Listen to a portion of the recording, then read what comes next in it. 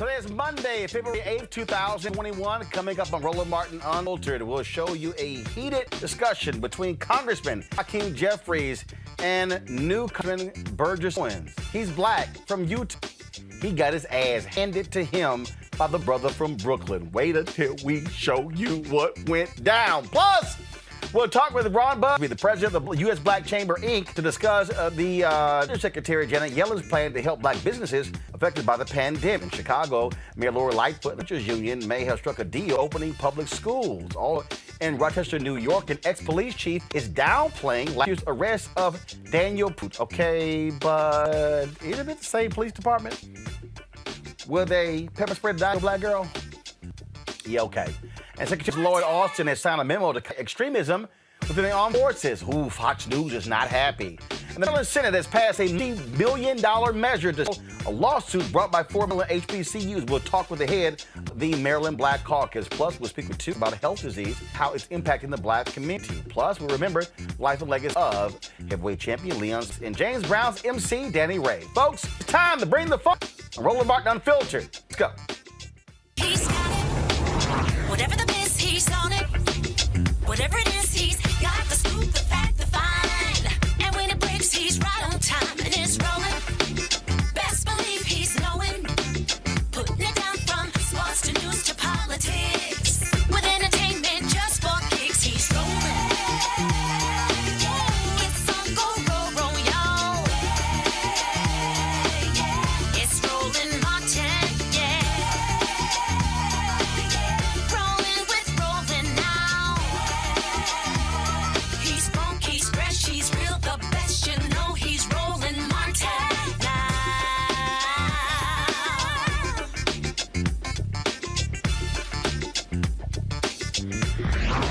Martin.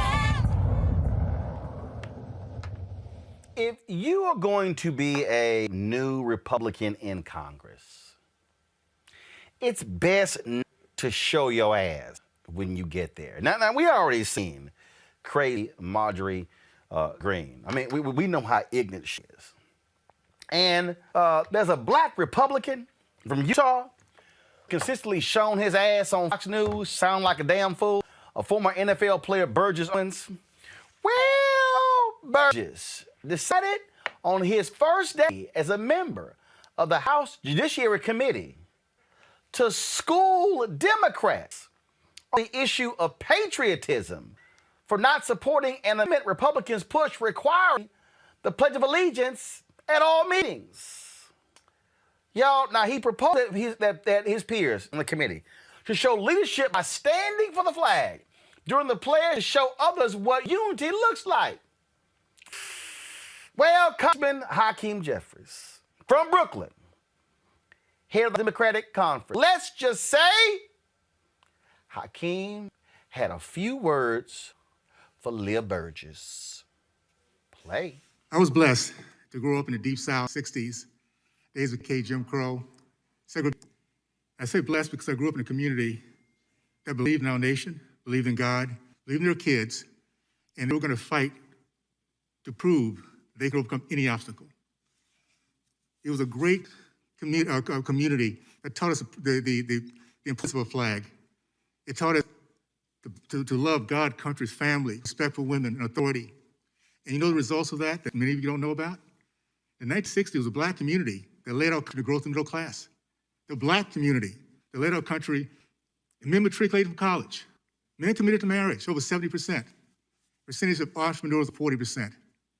Why were we kicking butt in those days? Like every other community that was not assimilated at that time? We loved our country. We believed in meritocracy.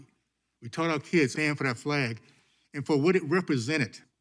Not perfect, but the best thing in the history of mankind. I went to the University of Miami, the third black to get a scholarship, graduating in biology and chemistry. Why? Because in my segregated community, we were committed to education. I would go to my dad's laboratory every summer and work.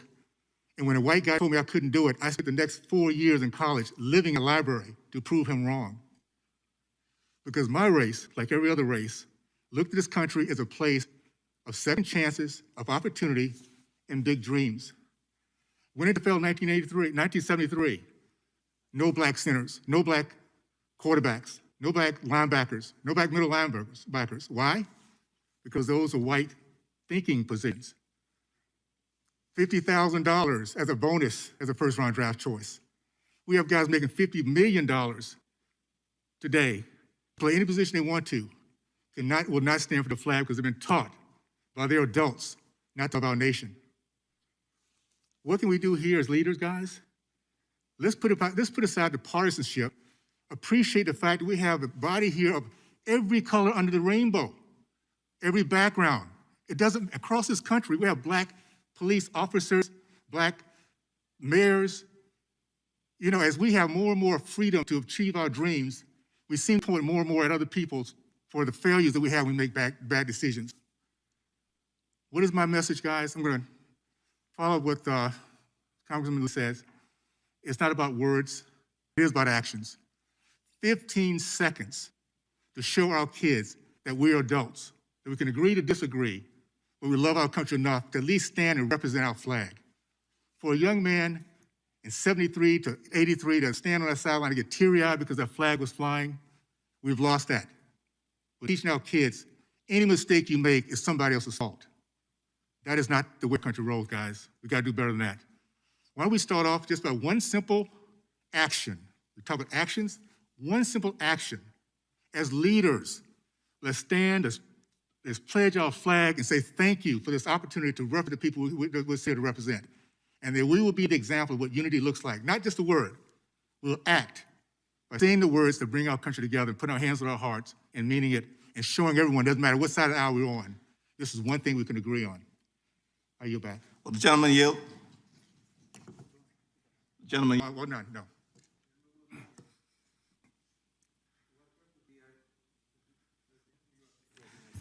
Oh, I thank the chair for this opportunity. Strike the last word. I was hoping to engage with the new distinguished gentleman from Utah as he sat here lecturing us about patriotism, and I was just going to ask him how he voted after a violent mob attacked the Capitol to hunt down members of Congress, to hang Mike Pence, to assassinate Nancy Pelosi, to stop us from undertaking our constitutional responsibilities as part of the peaceful transfer of power. More than 100 officers seriously injured, brain injuries, head trauma. One officer lost 3 fingers. Another officer, because of an assault on him, is likely to be blind. Officer Sicknick died. Blood was spilled. 2 other officers are no longer with us. And you want to sit here and lecture us about patriotism? When you voted to object to an election that you know Joe Biden won and perpetrated the big lie? I look forward to working with you. We worked with Donald Trump on criminal justice reform, the First Step Act. We worked with Donald Trump on the U.S.-Mexico-Canada trade agreement, his signature political issue. When you know if you were in the other position, you would have never worked with a Democratic president on their signature political issue, trade. But we did it because it was the right thing for America. So we're going to work with Republicans whenever and wherever possible. We did it with Donald Trump. But the notion of you coming here lecturing us on your first day before this committee, it's not about words, it's about actions. You know what? Explain your actions on January 7th when you supported an insurrection. And I was ready to have a dialogue. Point of order, Mr. Chairman. I believe the gentleman should address his comments to the chair. The gentleman will address his comments to the chair. Okay. Mr. Chair, I was happy to have a dialogue with the distinguished. Can I answer that? Will you yield? No. Good. Yeah, why I gave him. Mr. Jeffries' time. It's my time. The gentleman from New York has the floor. And you don't really want any of this either. It's his time now. But Will the gentleman yield? I gave him an opportunity to yield. Will the gentleman yield to anybody else? He chose not to. Apparently not. So I'm going to finish my statement, and then I'll give you an opportunity to respond. All right. But you said it was not about words, it's about actions. Those actions, Mr. Chairman, in my view, were unpatriotic to provide aid and comfort to what Republicans in many parts of the country have characterized as a violent insurrection incited by the former president of the United States of America. You also said that any mistake is not your fault in terms of what's being taught to others. That's what the former president of the United States peddled for 4 years. He took no responsibility for anything. And Mr. Chairman, there's some members on the other side of the aisle, including perhaps former NFL players, who defended that kind of irresponsible behavior. So it's just hard to be lectured here, given the actions that have been taken. And I would just hope that we're going to proceed with some measure of truth, decency, and intellectual integrity as we make our arguments, even though we know we're going to fiercely disagree, as has been in the case in the past. I'm happy to yield. Okay. Was it insurrection? When in 2016, seven of our colleagues objected. Was it insurrection? Last 3 Republican wins, presidential wins that they objected? No, it was not. It was a voice. It was having the people realize you had some concerns. Now, in terms of... Hey, reclaiming my time, you asked the question. I would just simply say, and the impeachment managers do a great job, but a violent insurrection resulted in the spilling of American blood. People died. The Capitol was desecrated.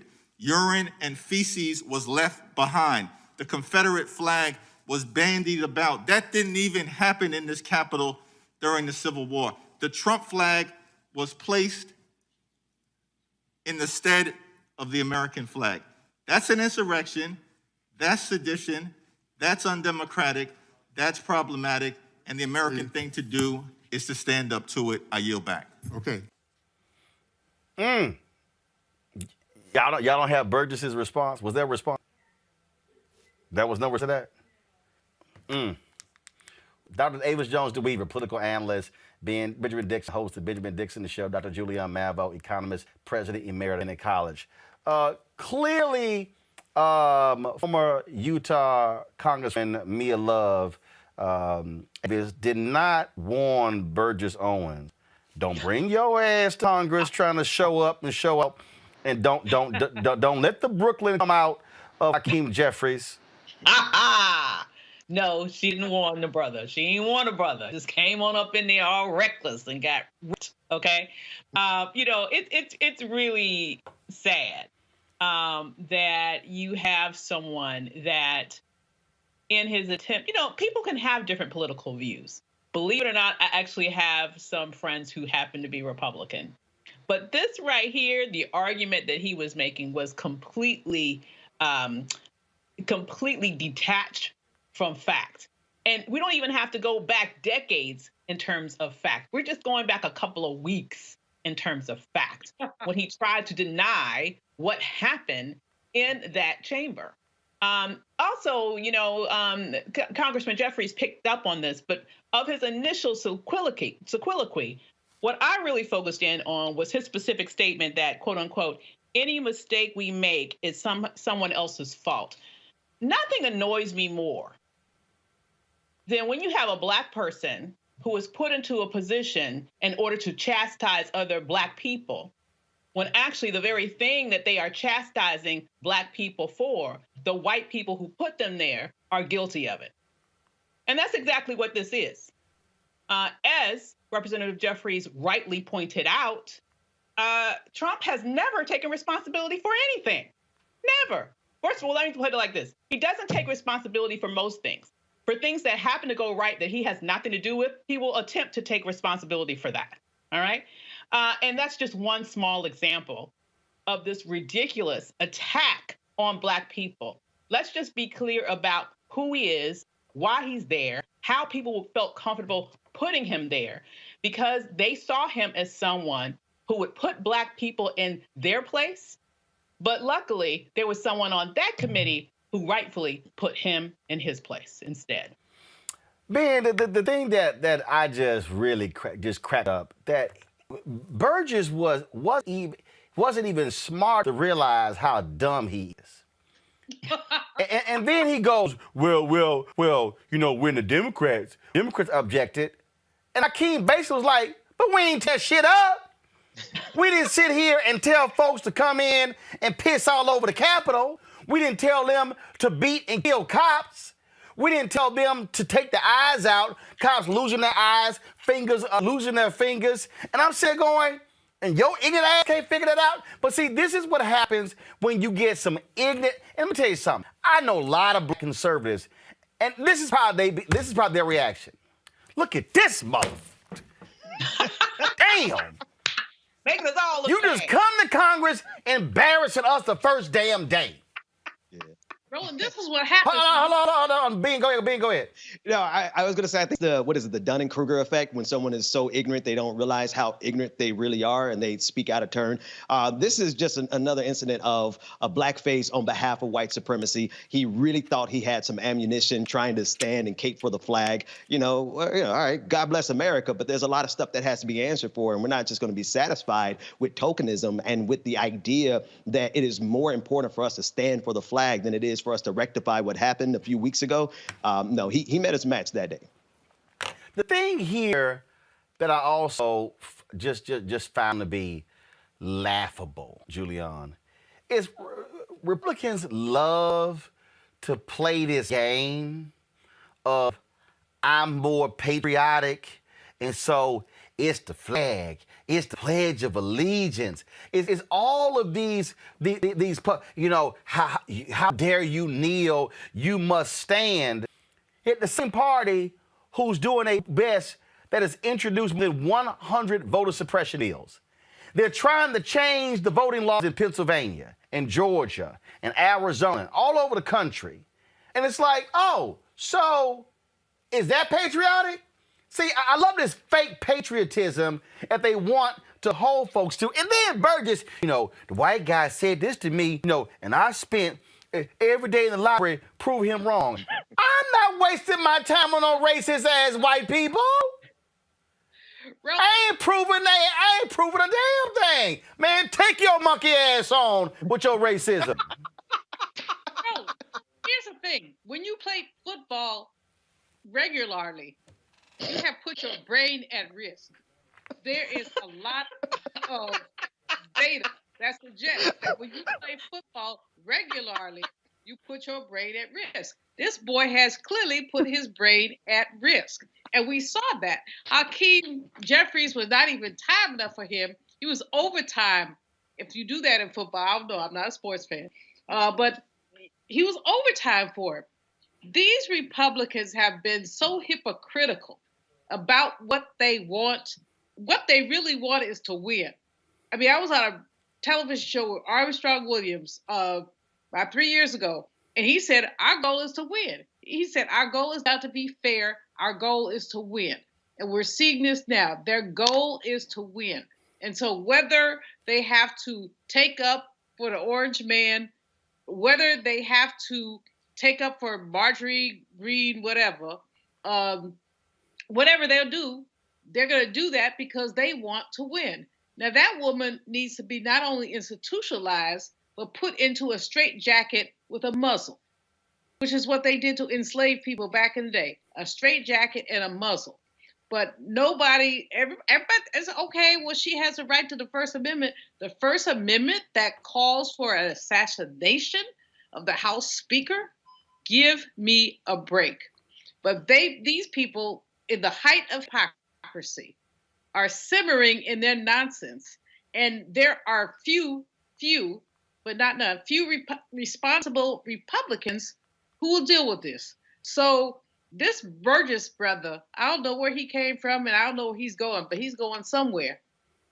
And it's not any place close to us. But here's the deal, though. I mean, Avis, I've seen Burgess on Fox News talking all nonsense and all this BS. And this is the game that they play. And this is where, no, we gonna checkmate your punk ass. That's what we gonna do. And that's what Hakeem should have done. Exactly what he did. And then, I think I'm reclaiming my time. Just go and sit over there and be quiet. And then all the white Republicans jumping in. Well, you ain't gonna let my house. Shut your ass up too. Be quiet. You know. But again, and that's why it was like the first day. This the first day. This is the equivalent. First day of school. You show your ass on first day of school. Like you don't even wait till Friday. You on the first day of school.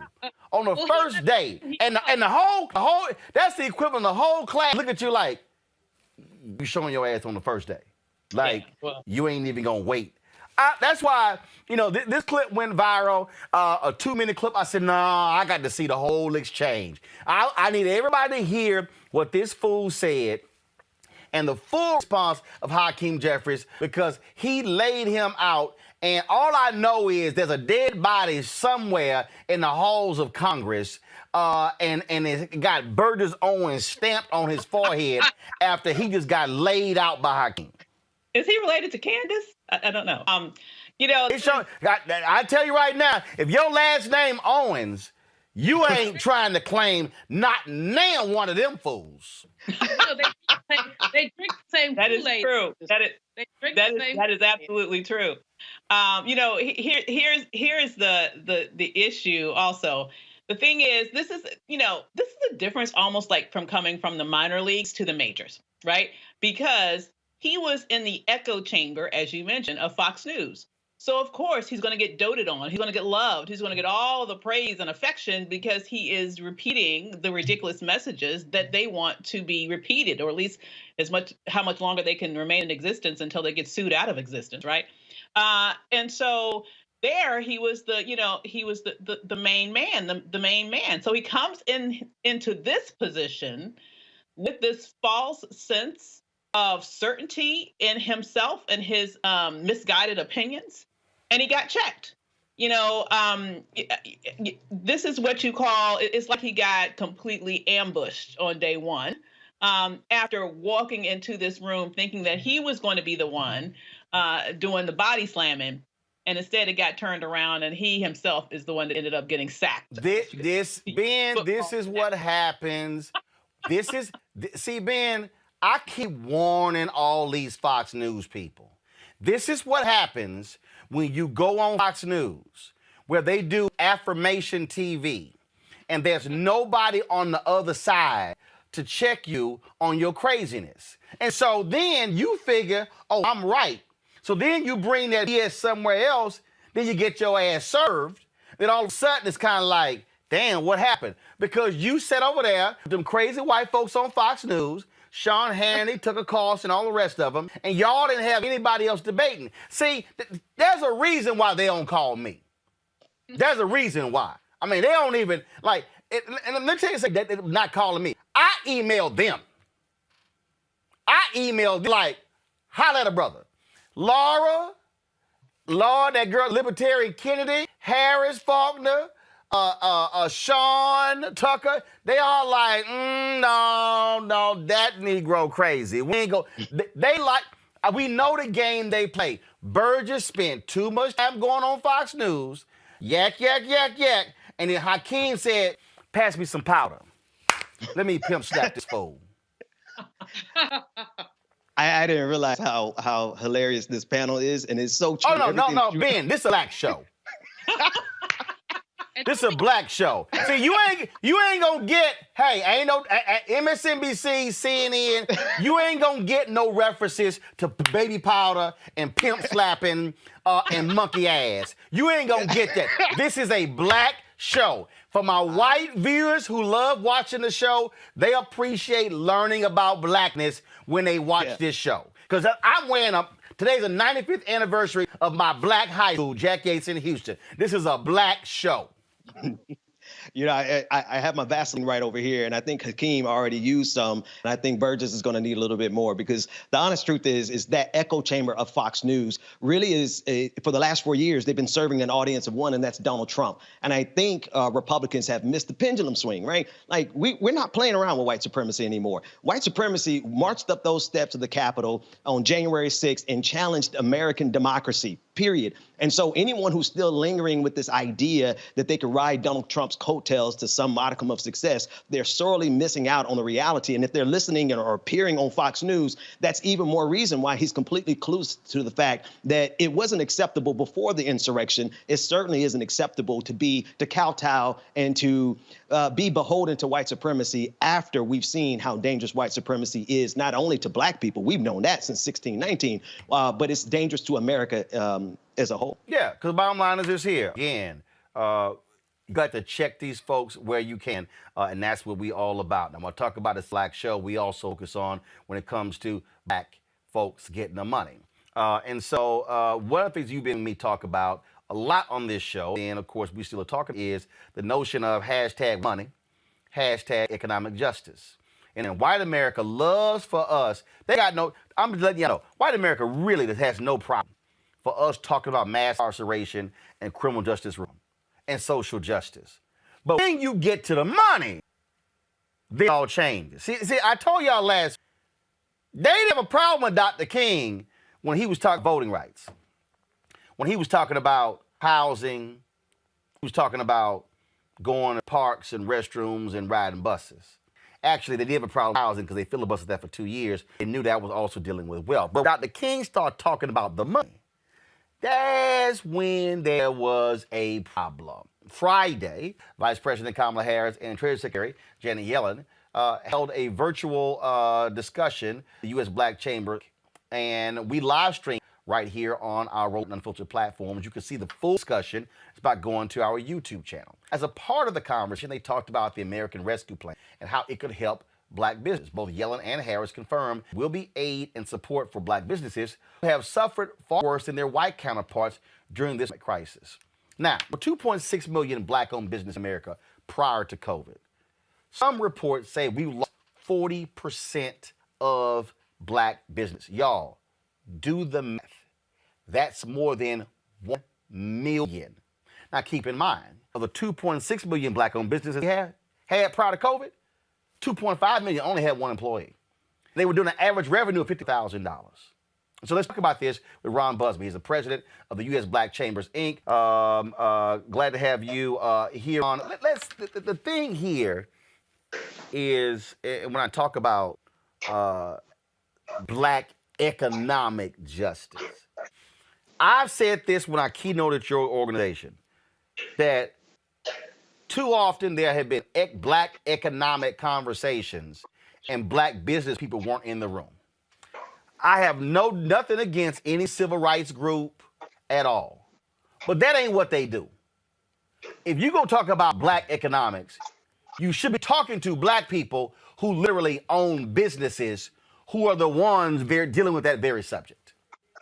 That's a great point, and thank you for having us on. And Friday was historic in the fact that, first, obviously, we had the vice president, but equally, if not more important, was the fact that the Secretary of Treasury, Janet Yellen, was at the table. And had we had the opportunity to be at the table earlier on, I think many of the things that we suffered as black business owners and just black people may not have occurred. As you stated, we had 2.6 million black-owned businesses and 2.5 had no payroll, but yet the stimulus package was based upon the payroll needs of the businesses versus the needs of the businesses. And so many of the businesses, 76% of our businesses, said they either got no funding or less than what they needed because of the fact that most black-owned businesses have employees, but they're contractors, they're 1099s, they're family members, but yet they weren't able to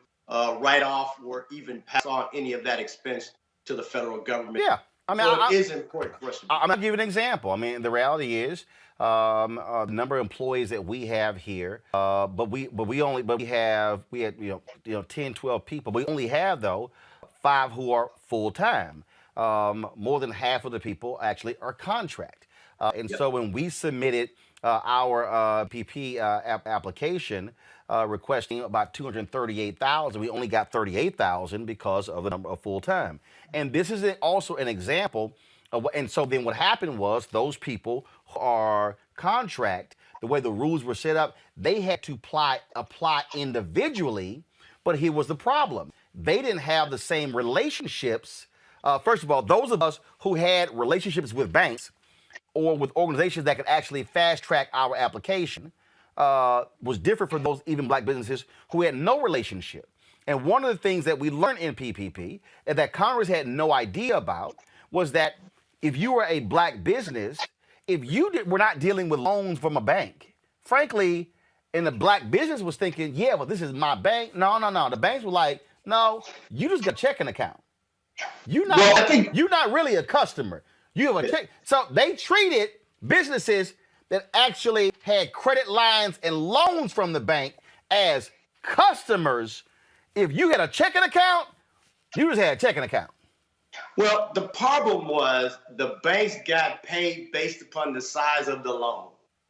If the average black-owned business stated was $54,000 in annualized revenue, and the first round of PPP, the average size loan was $150,000, we were never going to be a good loan. Even the second round, the average size loan was $75,000. Once again, it was not a good relationship. Now, as we prepare to roll out the next portion of the loans, you'll see that they're pushing many businesses now to go to CDFIs, community banks, which is great, except for the fact that the majority of black businesses still bank with the Wells Fargos and the B of A and the larger institutions because they understand that's where they can get the deposits. And so black banks make money just like other banks when you make a loan. And so many black banks didn't have the infrastructure nor the dollars to be able to facilitate many of the small black-owned business loans that were needed. And so we're trying to hold both the larger institutions accountable, as well as making sure that the smaller CDFIs and black-owned banks get the opportunity to participate. And most importantly, Roland, it was about relationships, as you stated. When the stimulus came out that Friday, it was a $349 billion stimulus package. By Saturday afternoon, $250 billion of those dollars had already been awarded to 50 publicly traded white firms without any questions about did they need a payroll? Had they lost customers? Had they lost revenue? It was relationships. And so by the time the smaller businesses, not even micro businesses, but when I say smaller businesses, I'm talking about businesses with 100 employees or less, even had the chance to be included. They were so far down the line, many of the banks did not have the ability to even have conversations with them. See, the thing here, and while we are talking about this and while we're doing this segment, like I got somebody, CC, on my YouTube channel, who says, reparations now. Well, here's the deal. You got to get 218 votes in the House. You got to get 60 votes in the Senate. Has to be signed into law. Then it has to also withstand a judicial challenge. Good luck. Yeah. Here's what we're talking about right now. What we're talking about right now is the federal government spends $500 billion a year on contracts. On media advertising alone, the federal government spends $1 billion a year. There are billions of dollars being spent every single year on contracts in the Department of Defense. This brother Joe Anthony is suing DDB. They got a 10-year, $4 billion advertising contract from the Department of Defense. 10 years, $4 billion. That's $400 million a year. So while all the folks over here argue for reparations, and knock yourself out, I'm going to try to get the existing money right now and get a fair share, because the problem is we're sitting here, we should be saying, okay, what's the black participation when it comes to federal pension fund? What's the black participation when it comes to advertising? The black participation when it comes to HUD contracts, when it comes to breaking up the larger contracts, going from prime, forcing us to be subprime. So my deal is that's where we are. The short-term money right now. Okay, COVID. How much money is going to firms doing testing? And what about what black companies actually are doing testing? What about the distribution of vaccine? What about, the awareness campaigns when it comes to vaccine as well? I saw a commercial last night on the Super Bowl from one company saying the vaccine. There are billions sitting on the table right now, and we've got to be getting the money that's on the table right now. That's why it was very important to have the secretary at the meeting. I believe that it is people that are important as much as it is policy, because it is people that will be at the table that will ensure that our voices as well as our concerns are there. Let me say this. Early on, when we first came up with the stimulus package during the last administration, nowhere in the 700 plus pages of documentation did you read the words Black or African American. Let me also say this. When we got to the table, the folk that were already at the table, unfortunately, were the Asian community. And just like when Rodney King happened, I lived in Oakland, when Rodney King's situation happened in Southern California, it was the Asian community that had their documentation prepared, they had the need, they had the response, and they were the ones that got the funding early on. You know Danny Baker well, Roland, in his role there. He got involved and he was able to change the dialogue later on. When we got to the table, it was going to be the Asian community that was saying, hey, our businesses are suffering. When people walk to our facilities and stores and restaurants, they see that it's Asian owned and they leave. When they see us on the side of the street, they go to the other side of the street. So thus they felt like they should be in front of the line. We said, no way. If anybody's going to be at the front of the line, it should be African-American business owners and Black communities. We were then successful in saying, okay, we will make it race neutral, but it's got to be based upon data. Now, the U.S. Black Chamber came to the conversation early on and said we were going to lose between 35 and 40% of our businesses. No one wanted to hear that because there was not data there. They felt that it was an emotional conversation. The Federal Reserve came back and said, oh, guess what? You actually lost 41% of your businesses. Then all of a sudden became, how did that happen? What can we do? We've got to be intentional. We can no longer allow the federal government or anyone else to create solutions around diversity and inclusion, around minority participation. Roland, this is a Black show, and I love you for that, because this ain't a Black and brown conversation or a minority issue. This is a Black issue, and there need to be Black programs and Black accountability. And that was what the whole intention of Friday was, to lay out the concerns of Black businesses as well as the solutions of Black businesses and making sure that this administration was going to be held accountable. But Ron, we also got to explain to Black people, all these people out here that, I love it when they love playing this clip where Kamala says, I'm not going to do anything that's specifically for Black people, because they can't. You have to, you literally cannot pass, like when somebody says, well, you know, this bill was passed for the gays. Somebody on YouTube said that. First of all, you can pass a bill when you say LGBT, that means Black gay, white gay, Asian gay, Latino gay, exactly. That mean gay, exactly. Okay? That mean gay. Everybody. You cannot pass a race-specific bill. All y'all folks who be saying all this nonsense because y'all listen to too many other Black people who yap their mouth on Instagram, Facebook, and YouTube, who will not tell you what the federal law is, how the Supreme Court has already ruled, which is why policymakers have to craft language that actually go to affected groups or disaffected groups at disproportionately us. So, perfect example, we have died at a disproportionate rate due to COVID. So if you craft a COVID bill, and if you say that the media advertising dollars for COVID should be targeted first to communities most disproportionately impacted by COVID, nowhere in what I just said have I said Black. But what I did say was black. You can even do better. We know the 40 communities, the 40 zip codes, the 40 counties that were impacted the most by COVID-19. When the infrastructure bill is being created, we're saying go to the 40 counties first. We know that those 40 counties consist of predominantly black communities.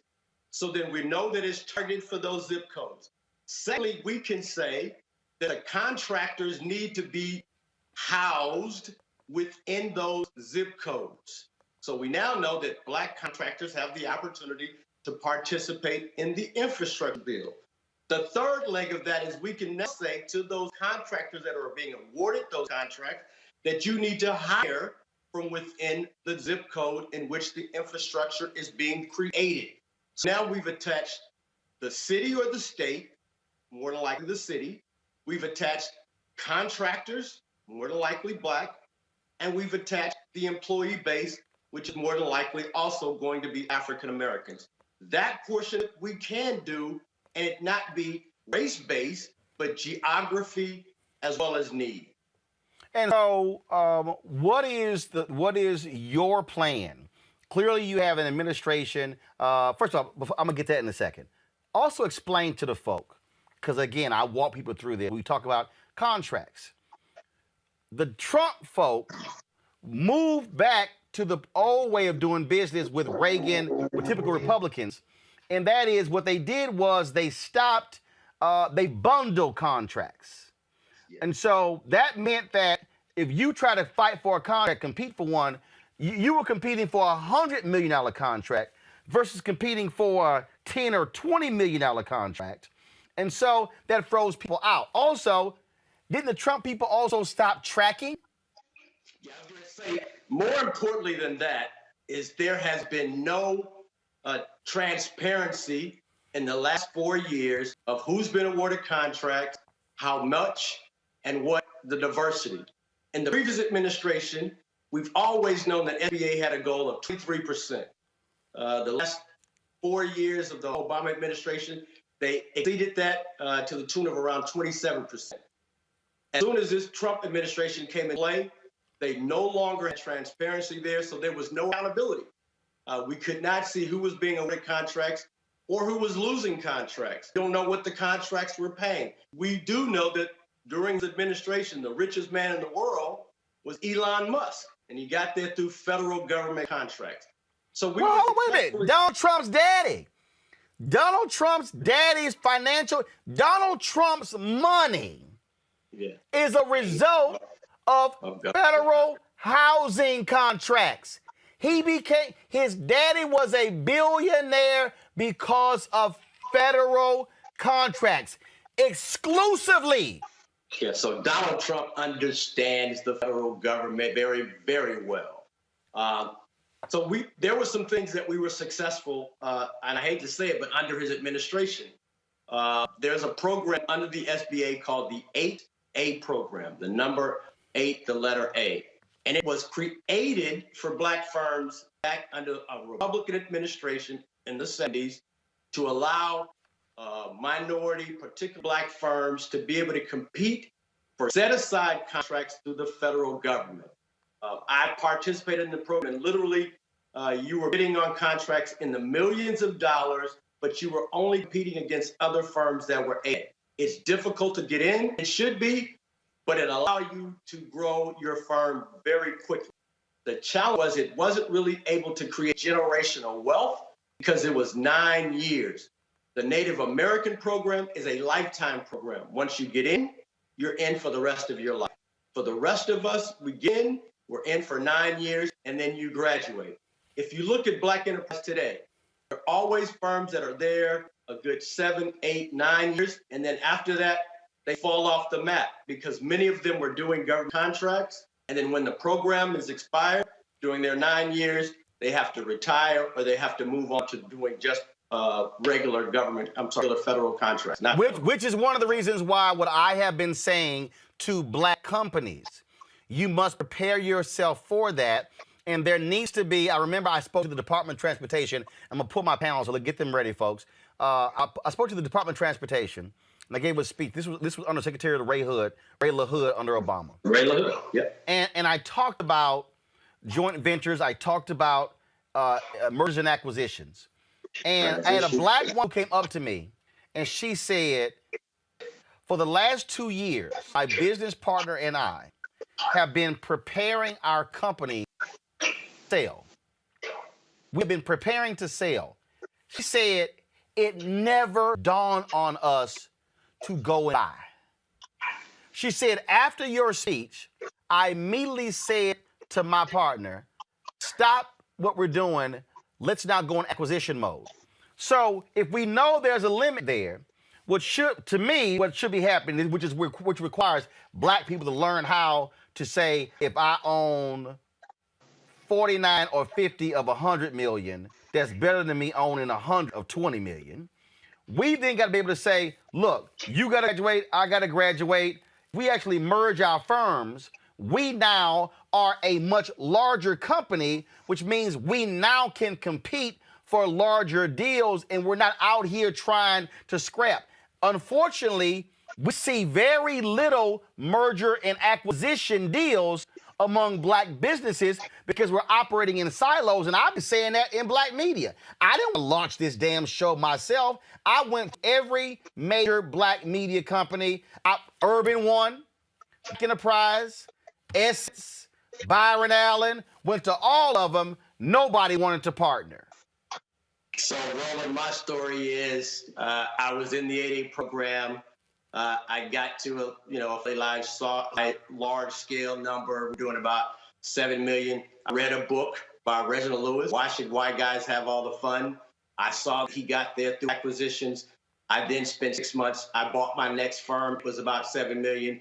We were the largest black janitorial firm in the country because of acquisitions. This is the perfect time. We have lost 1% of our businesses, but that means that we cannot afford to lose the revenue in our communities. Many businesses, up to 47% says that they close within the next 60 to 90 days if they don't get some additional funding. And so for us, we're telling black firms now, let's look at doing joint ventures, mergers, and where it makes sense, acquisitions, so that we can continue to grow our communities and keep them in our communities as well. Julian Mavo, you're an economist. This issue, again, and look, I got some people, they're sitting here on YouTube. Look, you have been involved in the battle for reparations for a very long time, but that's a battle that's ongoing. When I'm trying to explain to folks, we got to go after the existing money right now. That means we've got to utilize our collective power. That means that we've got to have black organizations that are applying pressure, issuing public statements, calling folks to task, because we can go down the line. If we're getting 51 million out of $1 billion in media advertising, that's 1%. Then we get 1% over here in defense and 1% over here. Hell, you ain't gonna never be able to really grow. We've got to be saying, no. We need 15%, 20%, going after that. And here's the deal. If I ask for 20 and I get 10, hell, that's still 9 more than 1. You know, Roland, there are two things going on here.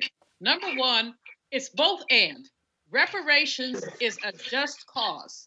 And, you know, I'm on NARC, the National African American Reparations Commission, and we believe that reparations is just cause. At the same time, there's something called good public policy that is separate and distinct from reparations. What do I mean by that? It is good public policy to make sure that African Americans have a foot in the game. It's good public policy. If we're 13.4% of the population, for us to have 13.4% of the contracts. Everything that you and Brother Busby have said make a lot of sense in terms of how the contracting pile is divided and who gets it. But that's very separate and distinct from reparations. See, there are people who believe, okay, well, we'll give you a few more percent of government contracts as reparations. No, it ain't. Reparations is about what you did. Good public policy is what you go do. And what we have to fight for both, but there may be different constituencies fighting for them. When we talk about how government funds are allocated, we know, as an example, the HBCU initiative took in under Bill Clinton walked Black colleges through every agency to try to get them contracts. They were somewhat successful, not completely. Less of that under President Obama, unfortunately, and none of that under that orange man. But if we say that Harvard, Yale, Princeton basically get hundreds of millions of dollars in federal contracts, why shouldn't HBCUs get the same thing? So we have to be clear. There's a whole lot that Black people are owed. And there's a whole lot that good public policy would give us an equal stake in. And let's not get the two confused. But Ron, what is required again is you've got to utilize, as far as I'm concerned, organizational infrastructure to be able to apply the pressure. So all of a sudden what then happens is you have the research, you have the numbers. Now all of a sudden they got to feel that pressure when the alphas and the deltas and links and the boule and the NAACP and the Urban League are pressuring people. And let me be real clear. I'm not talking about folks deciding to give the Urban League or the NAACP $100,000. See, let me be real clear to everybody out there. I don't want people to say, hey, we can just satisfy wrong group if we just give the Black Chamber Inc. $100,000. No, damn that. What the bank should be saying is we're going to create a $100 or $500 million line of credit for businesses that are in the Black Chamber Inc. to be able to have a credit line to be able to float your business if you get a government contract, but you can't float it for 6 months because they pay on 180 days. See, so that's why I keep saying to Black people, stop playing ourselves small, Ron. That is, when we sitting here like, no, don't come to us with the table. Come to us with the money to buy the whole building. Yeah. And so there are a couple of things that have happened, and I appreciate your passion as well. One, we've increased the 8A program from 9 years to 10 years. That has been impacted effective January the 7th. So kudos to this administration. The average 8A firm is somewhere around $10 million. So those Black companies now get that extra year of being able to drop those kinds of dollars. The second one, and I'm so glad you mentioned the payment terms, because the federal government is notorious for being a late pay. Under the Obama administration, in 2009, during the last recession, implemented the prompt pay, which said that the government would pay its vendors within 15 days. So now if I get a contract February 1st, I can invoice you February 15th and make payroll by the end of the month, not now requiring me to have to go get one of those high interest rate loans that we are notorious having to pay twice the interest rate of our white peers just to be able to get the float of the federal government. So a good conversation that needs to be had in addition to education, housing, all the others, not taking away anything from a reparation conversation as well. But the lane that we live in each and every day is really talking about an economic agenda for Black businesses and Black communities. Ben. Ben, go ahead. Well, one of the things that stood out when you were talking, Roland, was about the racially specific legislation. And I'm enjoying this conversation because I think one of the things we have to be mindful of is if we cannot get racially specific legislation due to the racially specific harm that this country has caused us continuously, then we're going to have to do it ourselves. We're going to have to band together, and we're going to have to link up. When we're discussing the influence of media, but also the money that could be spent in Black media and the money that could saturate the Black communities, we have a headwind. We have such a strong headwind, not only in terms of funding in general, not only funding from the federal government, but just support in general. And so we have to start crossing lines with each other and connecting and mergers and acquisitions so that we can survive, because there's really no way we're going to be able to push the envelope on issues like reparations if all Black media is defunct. Roland, if I could just jump in for a second. Real quick, I need to go to Avis. Okay, just a second. The whole notion of race-neutral legislation is flawed. We don't have race-neutral lives. And so when folks talk about race neutrality, what they're talking about is discrimination. That's all. But the reality is, Avis, we're dealt a hand. And look, and bottom line is, it would be nice if, again, Democrats had from the Supreme Court, Republicans now have a 63 majority. That's under the three branches of government. If you don't have courts, then they are the ones who interpret the rules and the laws. Avis, go ahead. Absolutely. And hopefully we'll take another look at that to see what we can do to potentially expand the court to put things right. But let me just also say I'm really enjoying this conversation around what are some solutions. Because the fact that we have lost 40% or more of Black businesses is completely, it is just horrible. It is tragic. It is sad. And so I'm very interested in this conversation around the acquisitions piece and how that can maybe help some of these people who have businesses that are on the brink in that 30 to 60 day period, but maybe those business owners could get a lump sum, or maybe they can be acquired and stay on in some sort of acting role. So my question really that I'd like to raise here is, how is there anything that's being put in place? And maybe this is your organization, but how are we connecting the two? I'm sure that there are lots of business owners out here who are in a moment where they would like to be considered at least to have that as an option to potentially have their organization acquired rather than completely losing everything and having to start from ground zero. How can they be linked to other Black businesses who are in a better financial position to potentially acquire those institutions? But before Ron speaks, let me say this here: you got to have something to acquire. Yeah. Again, seriously, the problem that if we start, and Ron, you can definitely speak to this. If we actually do the analysis of the 2.6 million, I go back to it. 2.5 million have one employee. So in essence, they're working themselves. Yeah. So when you start saying, okay, we're going to merge or acquire, what are they actually getting? When you do a merger and acquisition, you got to bring, or do you have existing contracts? Is there real estate? Is there equipment? What assets are there? The reality, Ron, unfortunately for a lot of when you only have 100,000 Black businesses with more than one employee, it makes it difficult. I saw this the other day. When we launched this show on September 4th, 2018, 7 people. On day one, we were in the top 5% of all Black businesses in America. Yeah. On day one. We finished year one, we generated some $600,000 in revenue. We're in the top 3% of Black business America.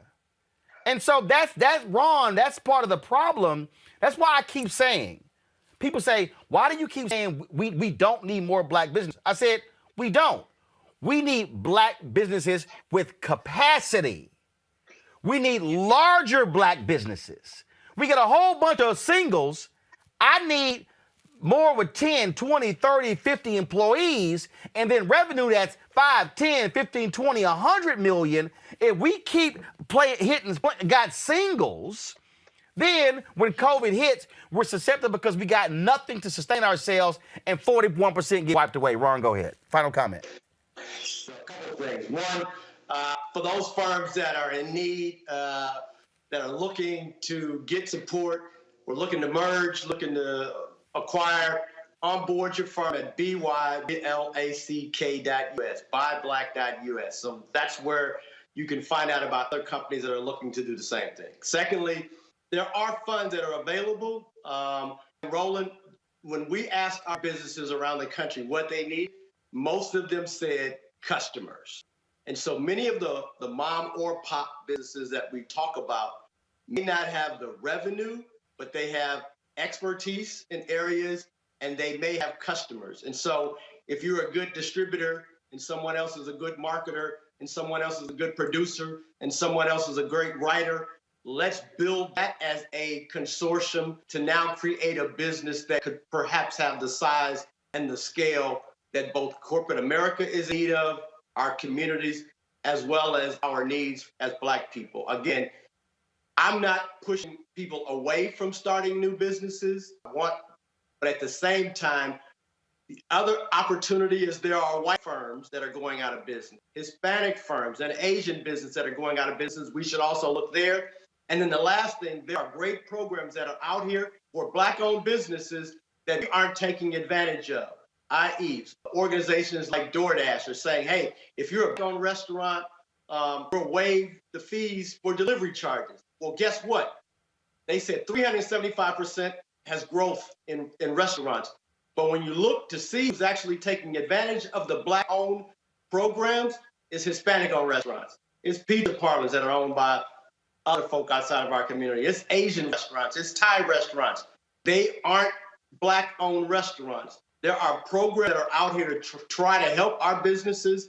We've got to make sure that if it's the U.S. Black Chamber, if it's Roland Martin's show, we've got to make sure that our businesses are finding those opportunities to be able to continue to survive so we can get through this as well. Again, let me say this again, people who thought I was joking.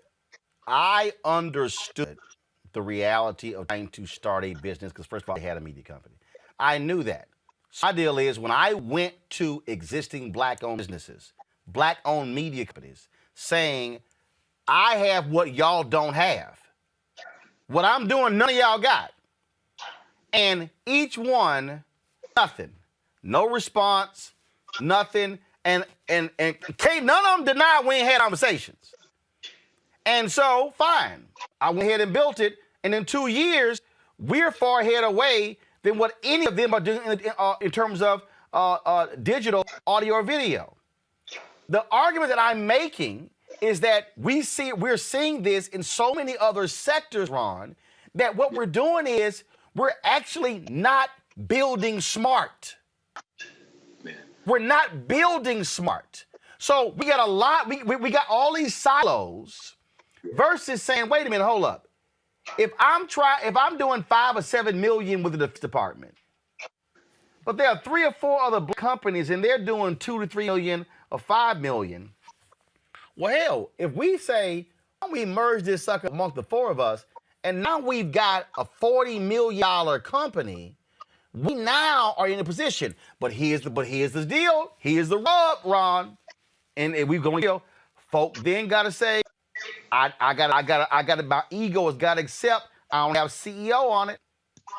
All I know is this here. Jeff Bezos is the richest man in the world, and he don't own 51% of Amazon. I will say. Final comment, Ron. Go ahead. Yeah, Avis, you were in the room in 2016 when we all got there, and it was 68 organizations, and we met for days trying to establish the priorities for Black America.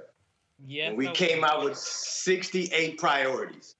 And the U.S. Black Chamber said, I don't want to be involved in that because if there's that, 68 priorities is not a priority. Precisely. The U.S. Black Chamber is in one lane, and that is about business. I'll end with this.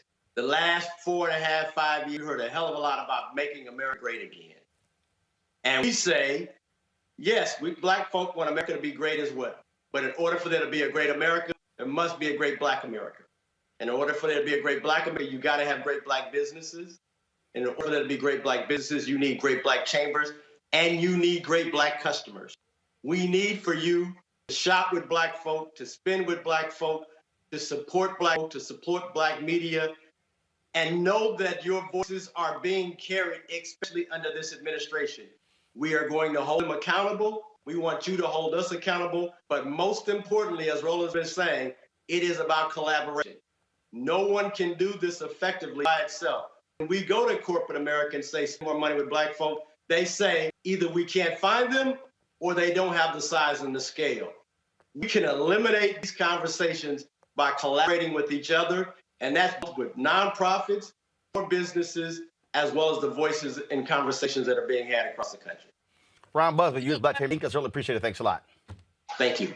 All right, then. This is, I just want, pull the panel back up. I really want folks to understand, the folks out here who are watching, I need people to understand why we are doing this. I had somebody, let me go call this out. Person says, and I'm really laughing at this because it really is hilarious. This person, what is it? Angela Mitchell. Roland, you're being self-centered. The show is called Roland Martin Unfiltered. That's first. I'm using my experience as an example being of the problem. How can I talk about building capacity, merger and acquisitions, and joint ventures if I don't explain to the audience how I literally try to do what I am saying I do. When you called me and said, hey man, we're trying to sit here and build this show and we want to get the word out, I was like, all right, we'll put you on the panel. I'm not losing anything by adding you to the panel, exposing you to my audience, and people might say, oh, well, hell, Ben got a morning show. I'm going to go check his show out. That's the whole point. I was on an 80-minute call with Adrienne Bankert, who's with ABC, who's got a book and she's doing stuff, and I'm sharing expertise with her. It doesn't hurt anybody. But we also got to be honest within our community is that there are black people in our community who refuse to partner, but when they sit on panels and they tweet and post on Facebook and Instagram how we need to be about the collective, I don't want to hear nobody black talk about the collective if your ass ain't practicing what you preaching. Ben, go ahead. Ego is a hell of a drug, Roland. And for us to miss opportunities because we can't set our own personal ego aside, right? This is Roland Martin Unfiltered. Thanks for having me on. I'll be back anytime you want me. Because the fact of the matter is like just this collaboration here, you allowing me to be here is a tremendous benefit to me. And so I'm grateful for it, right? At the same time, it's like, it's symbiotic. Like it's the ability to work with other people and bring your gifts and your talents to bear that really helps us to move the ball forward in so many ways. And so I have found, I mean, and you know, we've been talking for years about this, like there are just so many missed opportunities in black media specifically because we weren't able to get those collaborations. And honestly, if we can't survive America, white supremacy and capitalism alone, we got to clan up. We got to squad up. I got somebody here, Julia, and look, and I ain't got a problem. Y'all know, I'm just gonna say it. I got several people who keep posting on my channel, Roland, why don't you partner with Tavis?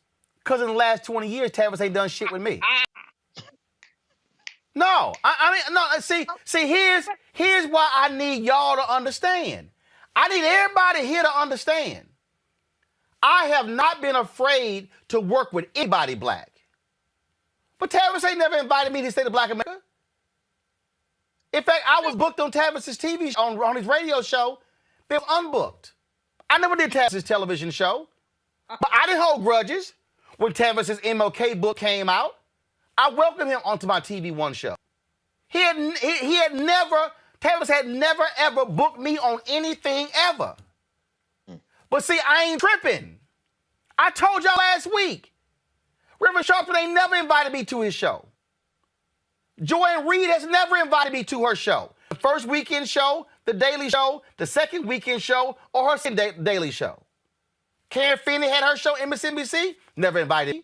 Melissa had Perry, never invited me. But when their books came out, I had them on, so I'm tripping.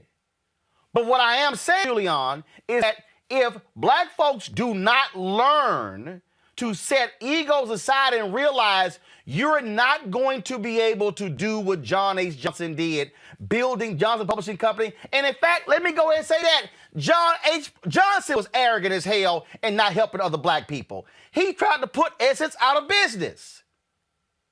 It's in Ed Lewis's book. We got to understand, Rupert Murdoch sold Fox Entertainment to Disney for $70 billion. $70 billion. He had no problem with Bob Iger. All I'm saying to our people, we can stay small by having small minds, and it's all about I don't like so-and-so. But I would love for a black company to be built and sold for $70 billion. Will never happen if we stay small, Julian. Well, you know, there's an African proverb that says if you want to go fast, go alone rather. If you want to go far, go together. And I think that that's really what you're saying, what Busby has been saying, what other folks are saying about black business. I mean, 90% of our black-owned businesses have one O-N-E employee. So they're basically, self-employed. Avis has a great concept. She talks about the solopreneur versus the entrepreneur, where the solopreneur is somebody, they just doing their thing. The entrepreneur is someone who's really running stuff. Now, what we have to do in the African American community is really figure out whether we want to be solopreneurs so that when we die, that's the end of it, or entrepreneurs so that we have a legacy to leave. Because if we're talking about generational wealth or other things, we have to be talking about what we're leaving other people. And I don't think that we talk about that enough. And I think Brother Man said ego is a drug. You know, ego is a drug, and we see it in our community every day. And psychologists and others can explain it. You know, we've been denied so much and we need so much attention. Hell, Black people, get over it. I mean, really, as we look at what's going on and going ahead, the Department of Defense, Roland, does not want to do business with a company that has less than $1 million in assets. It's not efficient. So we need to figure out how these companies can get together. In terms of contracting, same thing. You're talking about construction contracts. Nobody wants to, 10 companies, that's too much administrative costs for a company. So you want to get people to come together. But that's about us. We have to deal with that. But Roland Martin, let me just say this to you. You have done amazing work and need amazing credit for creating an ingenuous platform without the support of the big guys. You've done it yourself. And so kudos to you. Well, here's the deal. I did it because the people responded. And see, and that's what, and look, I told y'all, when I turned TV one down, Alfred Liggett asked to speak to me in his office. This was, I think, March 6, 2018. And he said to me, it's hard starting your own media company. And I was like, you'll start a media company. No, with one station. Kathy Hughes started. There is no urban. I need everybody to understand. There is no urban one without that one small Black station in D.C., WOL. There is no urban one. So you got to start somewhere. I offered. I just need people to understand. I'm not saying stuff to y'all just for the hell of it. I am being as transparent as possible.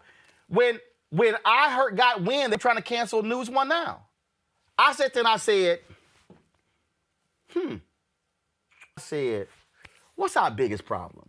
We can't build the audience because we have enough, we're not in enough homes.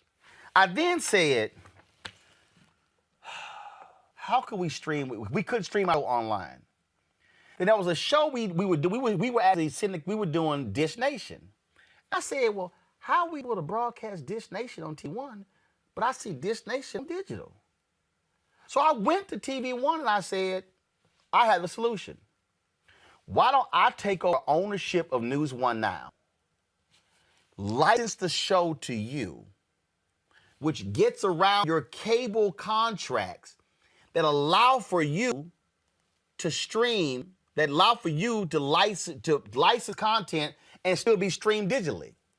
I literally said, we can grow News One Now as a digital show, generate more revenue, a bigger viewership, and then what we do is we do a back-end deal where you handle all of my back-end stuff, and then we do a revenue share and your sales teams handle the deal. They never responded. Then they said, I literally sent that offer. I need everybody to understand, I sent that offer in November of 2017. The day, when I was told the show was canceled, it was because I kept pushing like, are we gonna get an answer to my question?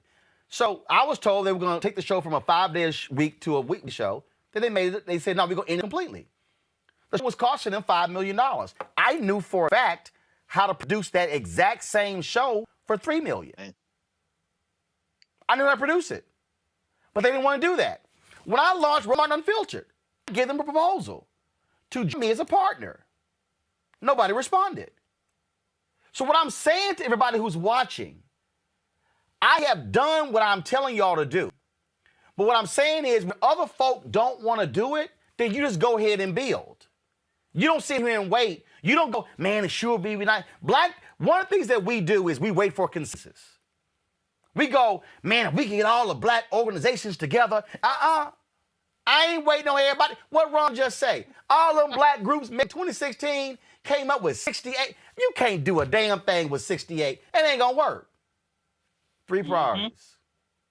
We have the ability to change the trajectory of Black America, but it is going to require Black America to properly use its assets, to set its ego aside, to learn to work together. And here's the deal. If you don't like somebody, and it's just, and I'm real clear, somebody said, Roland, get Boyce Watkins. Hell no. Boyce Watkins would never be on this show, ever. Lord. Oh, No. I'm trying to explain to y'all. But Boyce knows why he's never going to be on this show. See, so I'm real clear. It ain't going to work. If I'm not going to work with you, I'm going to tell you why I'm not going to work with you. But what we better understand is we will never be able to build successful black businesses if all of us are living in silos. It will not work. Coming up next, we're going to talk HBCUs in Maryland. Are they finally there to gain the $500 million or more that's next to Roland Martin Unfiltered? What still impacts and what creates change is when we mobilize. When we say we're not powerless, and if I get with you and you and you, and all of a sudden it's 10, then 20, then 100, then 500, then 2,000, then 5,000, all of a sudden you have mobilized people, that creates that voting power. And then when you throw somebody out, it catches their attention real quick.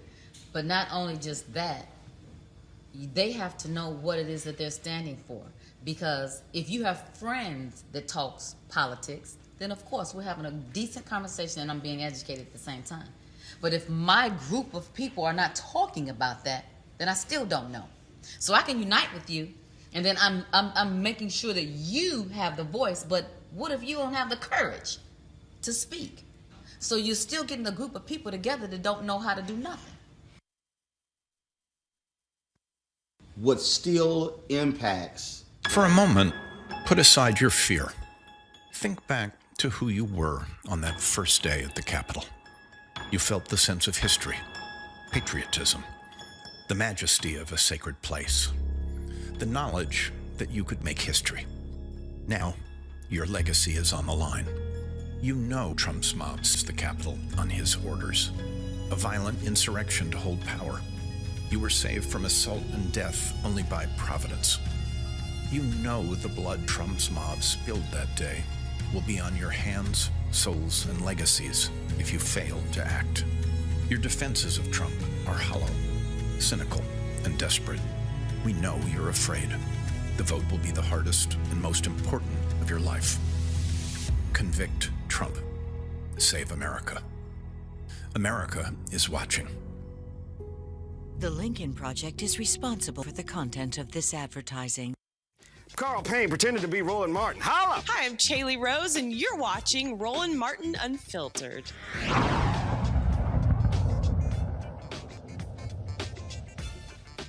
The Maryland City unanimously passed a measure for a $577 million settlement to end a running lawsuit in the state's 4 HBCUs: State University, Morgan State University, Bowie State University, University of Maryland Eastern Shore. On Friday, the Senate voted 47-0 on the bill. It will now go to the House delegates. Now, you remember, the bill passed last year, but Maryland Governor Larry Hogan vetoed it, saying they couldn't afford it. But he didn't veto the bill by the funding for the racetrack in Baltimore. Now, in 2006, a lawsuit filed that alleged Maryland under its 4 HBCUs. Also, basically allowed white institutions in Maryland to duplicate programming at the HBCUs. Well, in 2013, a federal judge, the state violated the Constitution, maintaining a dual and segregated education system. Question is, will the governor veto it again, and will the legislature override his veto? Joining us right now is Delegate Charles Sitnor. Doc, how you doing? Brother, how you doing? I'm doing well, thank you. All right, so I have been covering this story for years. I've had the lead attorneys on, the lawyers committee. I've had Maryland delegates on. We had the rally last year at the state capitol in Annapolis pushing this, galvanizing Black Greeks and others. And so do you think this is finally the year that this is going to not only get passed, but if Hogan vetoes it again, then all of a sudden that we're going to be able to have this bill come into law and the schools get that money? You know, this is the year. I will tell you that in sponsoring Senate Bill 1 and Speaker Jones sponsoring HB 1, we're going to do this. Last week, when the Senate voted, as you noted, 47-0, I believe that sent a very strong message that the governor cannot ignore. You're talking about a bipartisan vote that the Senate had, and I mean it was amazing.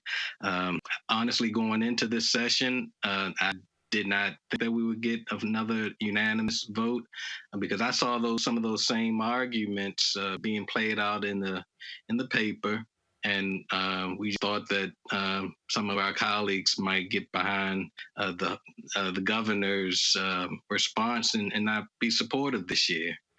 Thankfully, that's not what happened. What people don't realize is that this has been a problem of Democratic governors and Republican governors. This is not partisan at all. This has been about restoration and what's fair. Hogan drew a line saying, what was it, tops 100 million, nothing more. But even during the lawsuit, during the trial, an expert testified that really the number should have been $2 billion for these HBCUs. And so because of how they were impacted by duplication. And so what he was talking about was 100 million over 10 years shared by 4 HBCUs. Correct. Really, dude? Really? That's 2.5 million a year for each college. And you know, I think that number, that $1 to $2 billion number that came out in the lawsuit, really helped us to make the argument to some of the colleagues that, look, we're facing a $1 to $2 billion remedy, when in fact, if we just pay $577 over the course of 10 years, we can get this done. I mean, it's a deal, and they agreed. I mean, and one thing that I learned last year after that vote was that you can't take any votes for granted. I mean, so I made certain to talk with our Republican colleagues for support, and they did it again. So I was extremely happy about that. Well, look, I'm glad it passed the Senate. We're waiting on the House. And again, if Governor Hogan and that Lieutenant Governor is Rutherford, Boyd Rutherford, HBCU graduate, who had the audacity to challenge me there was an award ceremony for the Minority Supplier Development Agency there in Maryland, telling me I didn't have my facts together. I was like, well, fine, you're behind on my show. He didn't want to go on the show. I think it's a shame that he has not been a more forceful advocate for HBCUs, considering he graduated from one in Howard University.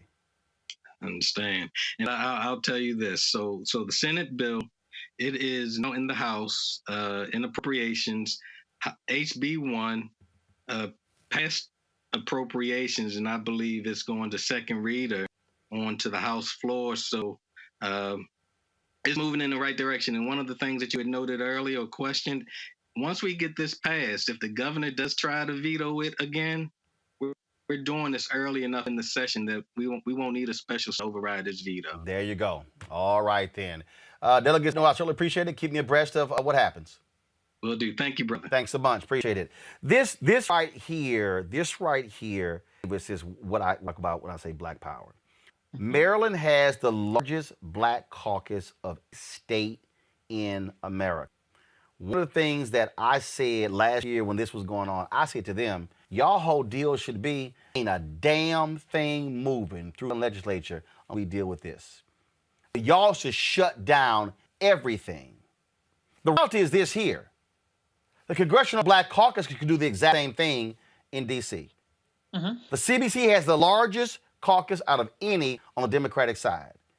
If the CDC says we ain't for it, it ain't moving.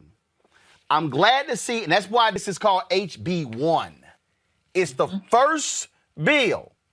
It's the first bill, and I'm glad they're sitting there doing it. And I think, look, they're going to override. If Hogan vetoes it, they got the votes to override it, and then those black colleges are going to get $577 million. Absolutely. And as you mentioned, this is what Black power looks like. This is why voting matters. This is why voting blocks are important. And so here's the thing, exactly as you've alluded to, we've really got to get to the point of political maturity where we are willing to play hardball. I'm as willing as the next person to, quote unquote, trying to reason with people to an extent that makes sense. But when you're acting like you don't have sense, and that's the end for the reasoning, that's when the reasoning needs to come to an end. And that's when you need to exert power. And so I'm really glad that it looks like they are actually doing this here, because this is a bill and is a debt that is long overdue. And it's about time that it finally gets paid.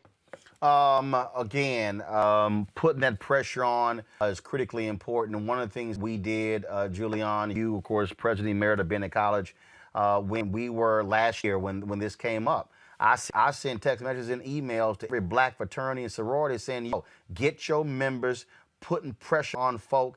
I said, they need to feel the heat. They need to feel every single chapter. They need to feel every single one of these graduates. This is where one of the things that I've been saying when I talk about this black economic justice is that we have significant black institutions with numbers. We can rattle off organizations. The problem is that our black organizations are so insular that they are not using their power to flex and press folks externally. I said, so if Alpha is only concerned about the walls of Alpha, if Deltas are only concerned about the walls of Delta, if the Sigmas and the Sigma Gamma Rho and Zetas and Iotas and Omegas and Kappas and AKAs, and then the Links, the Guardsmen, the Girlfriends, the Boule, then we start talking about the Kojic, the AME, the CME. We got all these, the Prince Hall Masons, Eastern Star. We got all these groups. I'm arguing they have got to be able to use their power to send a letter to the governor saying, you better move on this. Guess what? We're going to drop 1,000 Masons on the state capitol. We're going to drop 1,000 Deltas, 1,000 AKAs. So I'm like, what's the point of having all of these organizations if we're not using them to advance the interests of black people? Roland, I couldn't agree with you more.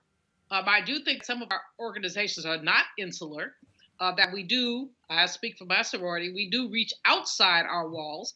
When I was president at Bennett College, our Delta chapters in North Carolina were extraordinarily helpful. There was a couple pieces of legislation that they really weighed in on that we were able to deal with. And I know that the other sororities and fraternities do the same thing. But it's not enough. Here's the deal. Our historically black colleges and universities have been systematically underfunded. When you look at a University of Maryland and you look at a Morgan State, where our brother president there is doing such an amazing job, graduating more black women with PhDs in engineering than any place else. So, you look at that and you look at the results, but you don't see the investment. So our presidents are running from pillar to post to try to raise outside money because the state does not value HBCUs. The $570 million, it's okay. It's okay. The $2 billion that is truly owed would be better. But it's opportunity for folks to build their endowments, to increase their scholarships, to attract good faculty, new faculty, and good faculty. So I'm excited about it. And if Larry Hogan has the temerity to veto this, if he has a nerve to veto this, I hope that folks stomp all over his behind. I had to just stop there. I don't cuss as much as you do, or I do. Yeah, right. But in any case, it's ridiculous. It is ridiculous. And he wants to put himself out there as this bipartisan thing who wants to be president, and you can't support HBCUs? Get your hat, Maryland farmer, and go somewhere. He had better not veto that. And if he does, I hope that the whole big old feet of everybody in Maryland stomp on his hind part. Well, that's why you're making a big issue, Ben, because the reality is Boyd Rutherford plans on running for governor during the next election. And I'm sorry, if you couldn't stand with Maryland's HBCUs for the full amount of money, you don't deserve anybody black voting for you. There you go. Yeah, I mean, that's the truth. And I think that's the vantage point that we have to come from going forward. America has been saved by black people time and time and again, right? Not just on the federal level, but on the state level. And for them to even consider, first of all, it's woefully insufficient, but it is something. And so if they're even considering vetoing this, I think black folks, we just really need to bring the full force of black power down on every level of this government, because they literally cannot obtain power without black people. So, again, to everybody watching, you watching me on YouTube, Facebook, Periscope, y'all going to hear me saying this a whole lot. How you use collective action to be able to move things in our community. When we start talking about dollars, when we start talking about pension funds, we start talking about advertising dollars. I'm gonna tell you right now, that's how it can get done. The model is there. King laid it out in Operation Breadbasket. Reverend Leon Sullivan gave it to him, and before it became Operation Breadbasket. So we've done these things before. We've simply got to have folks who are willing to actually put their neck on the line, and they're not even really putting their neck on the line. It's just doing what's right, because this is about actually black people. All right, folks, a couple of stories before I go to my next break. Lori Lightfoot and the Chicago Teachers Union leadership reached a tentative opening deal over the weekend to reopen schools for families seeking in-person instruction. Lightfoot says under the framework, the first group of students will return February 11th. Subsequent groups will be staggered, return to between February 22nd and March 8th. It's contingent upon the union approval involving a vote of its 25 members. Union officials have indicated that a vote could take place late today or tomorrow. On Friday, Rochester former police chief Laurent said he didn't see anything egregious in the police body cam video that captured 41-year-old Daniel Booth's arrest. On March 23, 2020, Rochester, New York police officers were responding to a mental health call when they encountered Prude. The 41-year-old was naked and experiencing a mental health episode after ingesting PCP. Responding officers then detained Prude, placing a spit hood over his head and had him sit in the middle of the street while naked. Officers were seen in the body cam video holding him down for approximately 2 minutes until he stopped breathing. Prude was then taken to a hospital where he later died. Singletary was fired by Mayor Lovely Warren after the body cam footage was made public. The city of Rochester released a statement Friday saying the former police chief, quote, downplayed what occurred from the very beginning through today and believes that neither he nor anyone in the Rochester Police Department did anything wrong. Despite Singletary's claims that officers used excessive force, the Rochester County Examiner ruled Prude's death a homicide, and the grand jury is investigating the 41 deaths. This is open, folks, even when you have a black police chief who defends blue, not black. Got to go to come back. Roland Martin Unfiltered. Actually, before we do that, do this right here. Folks, I told you why it's important to have our own voice, us driving our own messages. Our goal is to have 20,000 of our fan club. Folks who follow us support Roland Unfiltered. So we want you to join our Bring the Funk fan club. But I've said to many of you, if you on YouTube, we only get 55 of what is given on you. But if you give that money to us directly, we get the 3%. So YouTube is a revenue. They get 45. So if you want to support us, so via Cash App, Unfiltered, pay /R Martin Unfiltered.com /RM Unfiltered. Zelle is RolandSMartin. All right, folks, got to go to break. The U.S. uses more than half the world's healthcare resources, but we're ranked 43rd in the world for life expectancy. How did we get here? The political determinants of health include how we structure relationships, how we distribute resources, and how we administer power. What does this look like at the individual level? Take Jessica, for example. Jessica's 19. Her dad relies on mental health and substance use programs, but when these programs get cut, he becomes too difficult to live with. She leaves home.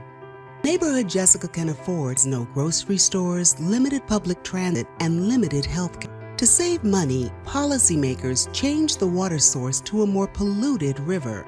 Jessica has a minimum wage job with no no health insurance at a convenience store that offers free sex while she works, which she takes advantage of because they're free. When Jessica becomes pregnant, she can't get health insurance because pregnancy is a pre-existing condition.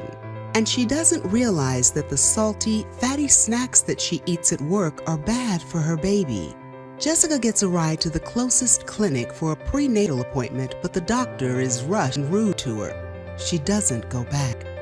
Jessica develops preeclampsia and almost dies during son's premature birth. He's born with cognitive defects because of poor diet, contaminated water source, and lack of access to prenatal care. As he grows up, Jessica learns that her school district doesn't have the resources to accommodate her son's special needs. He drops out after 8th grade and will repeat the cycle of poverty. Through Jessica's story, we begin to see how social determinants, environmental determinants, healthcare determinants, and behavioral health determinants take their toll on our lives. And Jessica's story shows us how political determinants supersede personal responsibility. Equity in our policies is a process and an outcome. Change comes when we can identify political champions at all levels and figure out how our most pressing issues align their policies. For more actionable solutions to close the health gap, read The Political Determinants of Health by Daniel E. Dawes. Hi, everybody. This is Jonathan Nelson. Hi, this is Cheryl Lee Ralph, and you are watching Roland Martin, Unfiltered.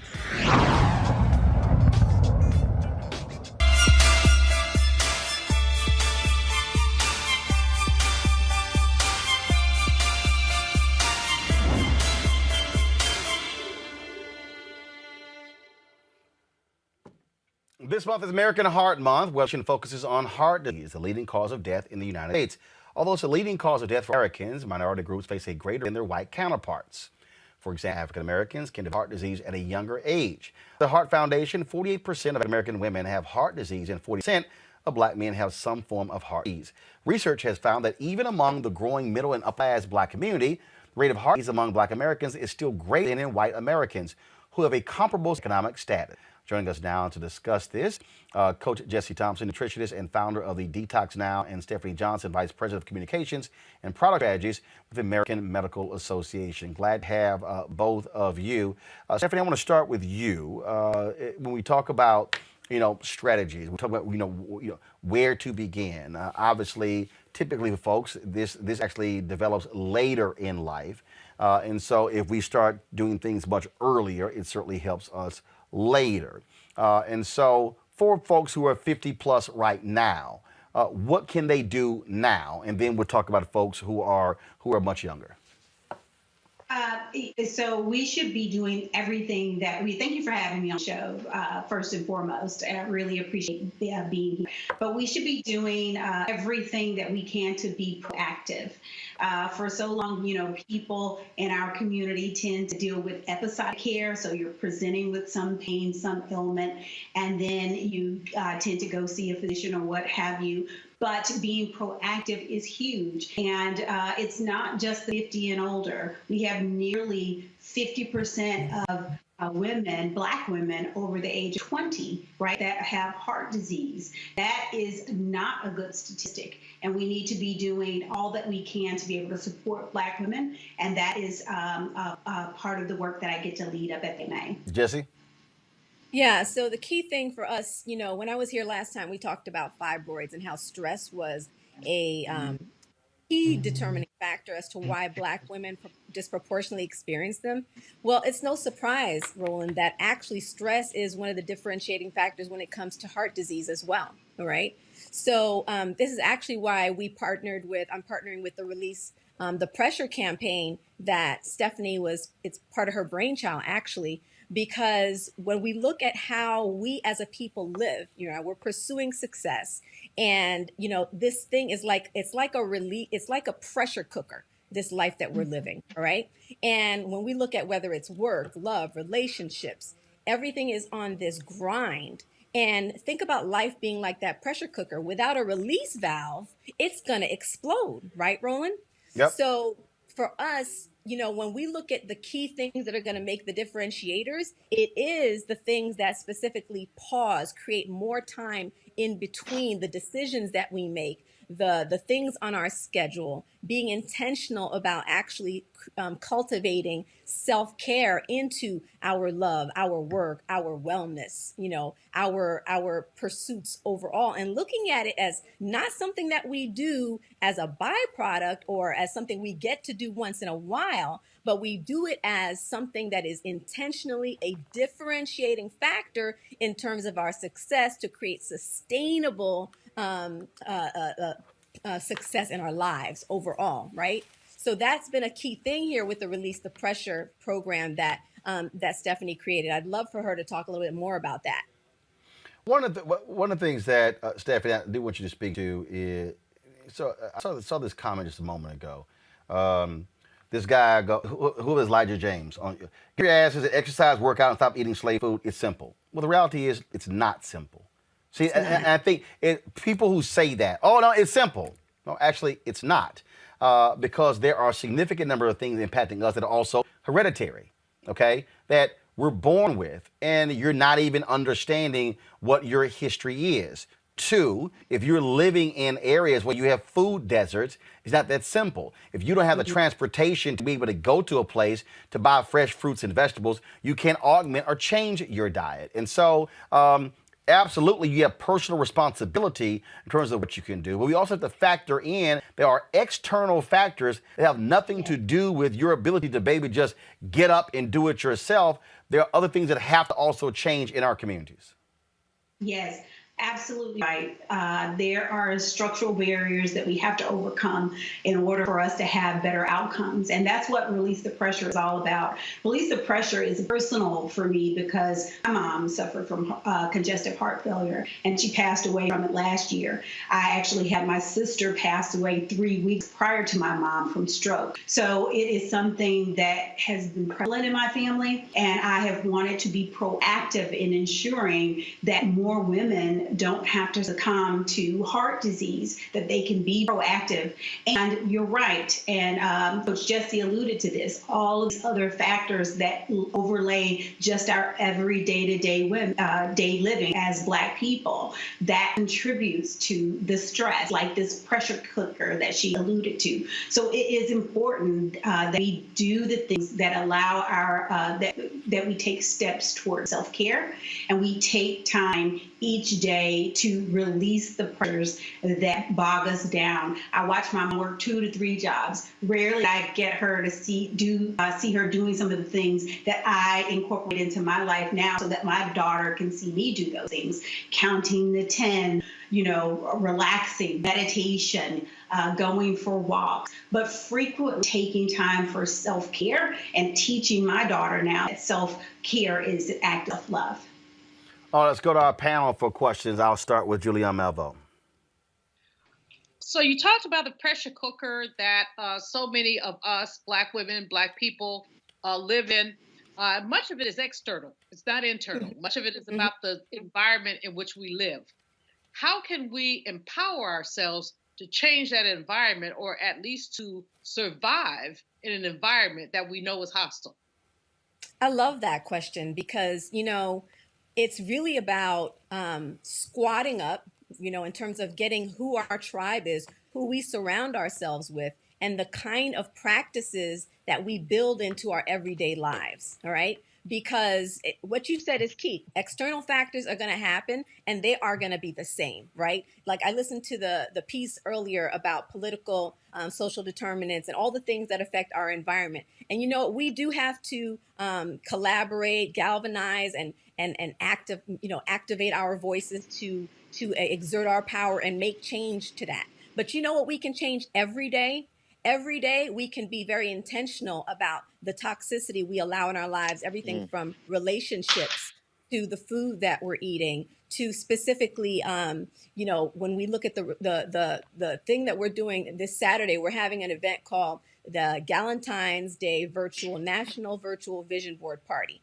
And, everybody's done vision boarding at the top of the year, right? But the key thing is, have you actually thought about your life with regards to building self-care into it? That means saying, wait a minute, what do I need to take off my plate? Because the truth is, it's taking me away from my long-term goals, not just in terms of success, right? But in terms of taking care of my heart health. Am I building the time into my calendar to actually go see my doctor for wellness visits? Am I building the time into my calendar to have that what we say self-love as a form of resistance, where I'm having time with my girlfriends, right? Or my family members specifically, to build that care into my relationships. So it sounds like it's very minor, but actually when you look at it, most people live their lives on this have to conveyor belt, and they feel like it's nonstop. And what we're saying is you have more power than you think. When I was here last time, I talked about the social determinants and how 80% of our health is actually determined by 20% of the things, right? It's determined by the things that a lot of we have control in, the things we have control over. And it's about harnessing that power. Next question, Ben. Yeah, my question really hinges on this reality of being Black in America. James Baldwin said to be Black and to be conscious is to be at a constant state of rage.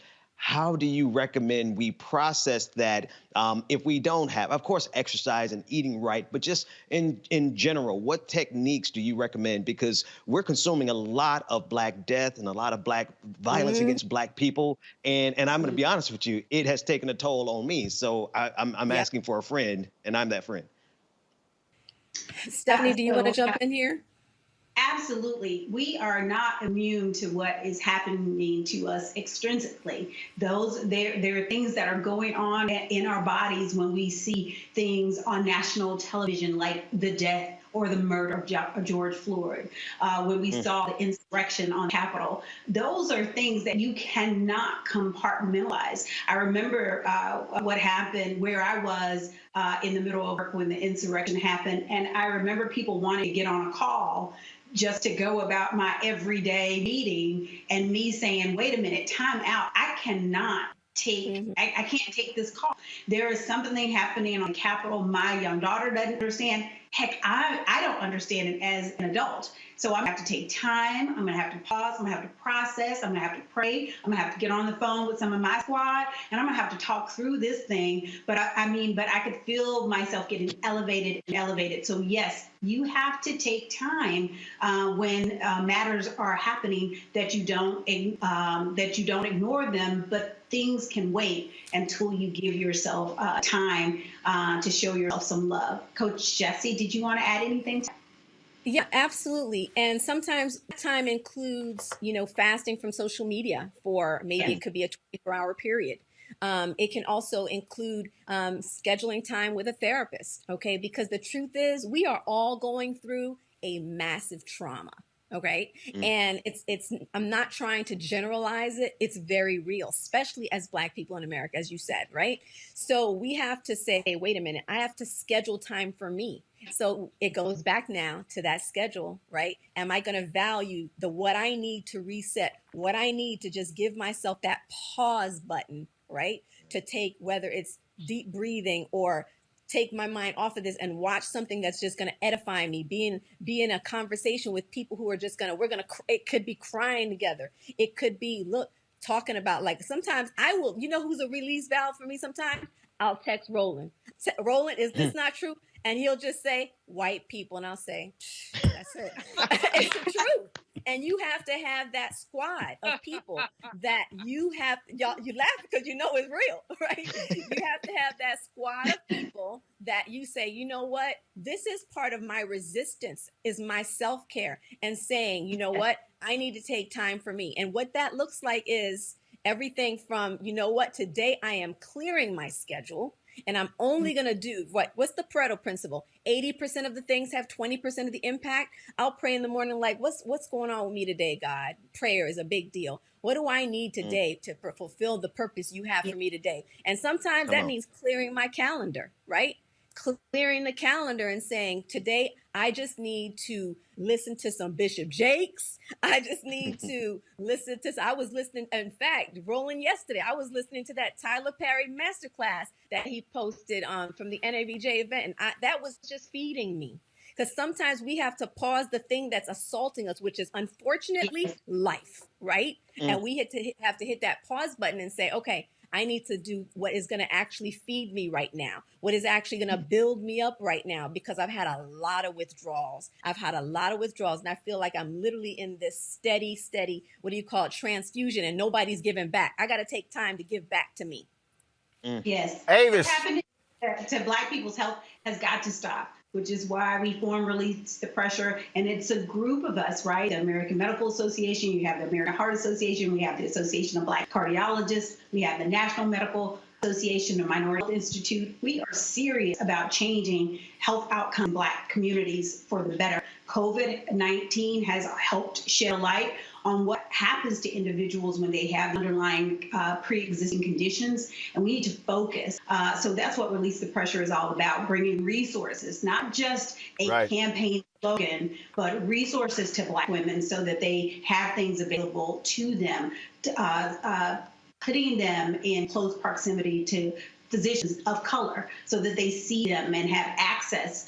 So that's all so important because we are on a trajectory toward change. And that means better health care for ourselves and those we love. And that's what Release the Pressure really is all about. Well, again, I got one person, Tennessee Strong on YouTube, said I'm 39, had a double bypass 2 years ago. So let's final question from Avis. We got about 90 seconds left. Avis, go.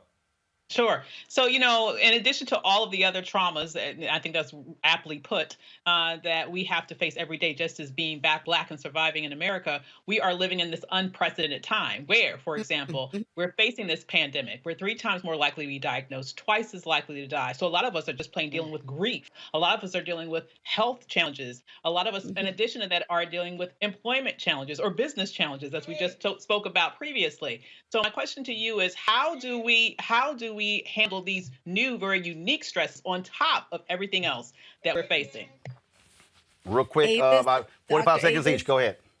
You take it one moment at a time. And what I mean by that is because right now, I can't handle all 10 of those.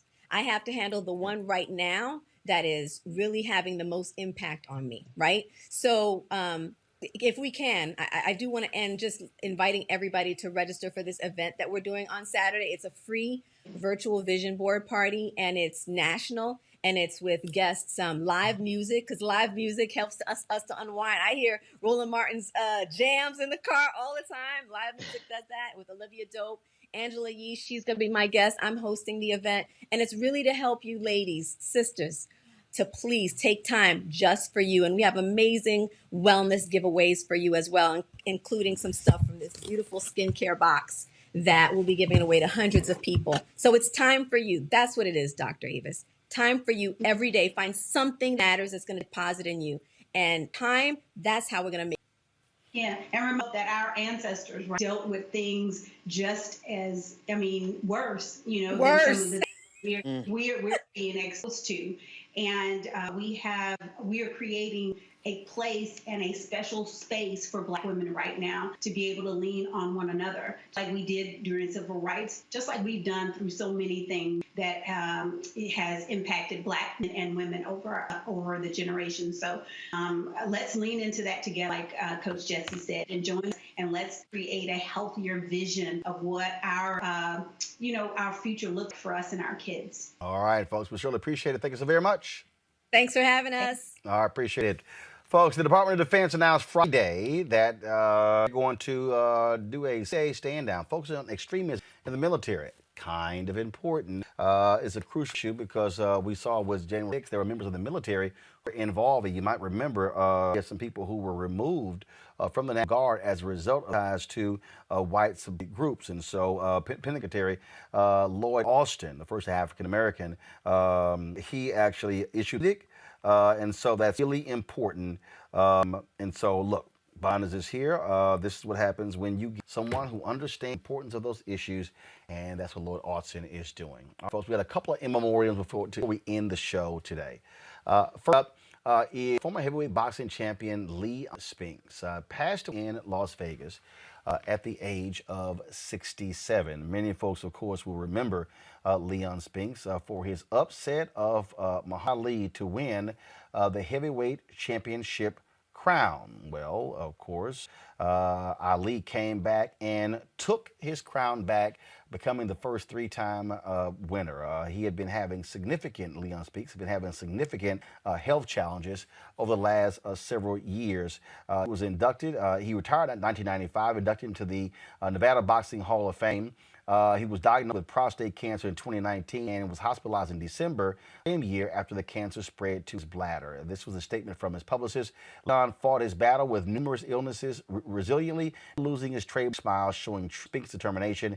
He never threw in the towel. He passed away surrounded by his wife, Brenda Gloria Spinks, friends, and other family members. Also, Ray, James Brown's longtime MC, and his Cape Man died last Tuesday, folks, of the age of 87 from natural causes. Ray was a staple at James Brown's legendary live shows. He would usually walk on stage and drape James Brown with a cape. Those close to Ray and James Brown say they fed off of each other. The two met at the Apollo in 1960. Ray originally served as James Brown's valet before becoming his MC.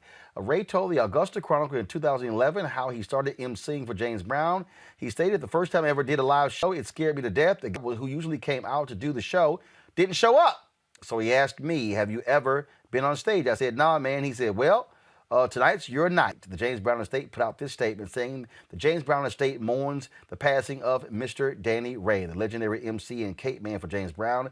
Ray worked with Brown from 1960 until the music legend's death on Christmas Day 2006. He became famous for draping a cape over Brown at the end of his signature tune, "Please, Please, Please." Mr. Ray was the second hardest working man in show business. And so certainly condolences to the families of Leon Spinks as well as Danny Ray. All right, folks, don't forget, please support what we do here at Roland Martin Unfiltered. Your donations are critically important. We certainly want to thank Ben, Avis, and Julian for joining us today. We have folks, I'm going to end the show this way.